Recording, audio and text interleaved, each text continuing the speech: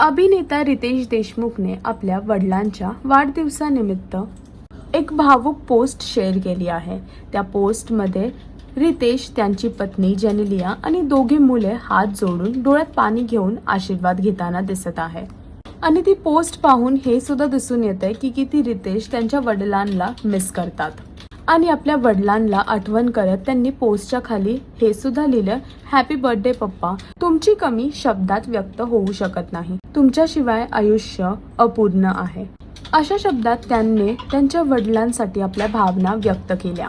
आणि जशी ही पोस्ट रितेश देशमुखने केली, या पोस्टमुळे चाहते सुद्धा खूप भावुक होताना दिसत आहे आणि सोशल मीडियावर ही पोस्ट चांगलीच व्हायरल होताना सुद्धा दिसते।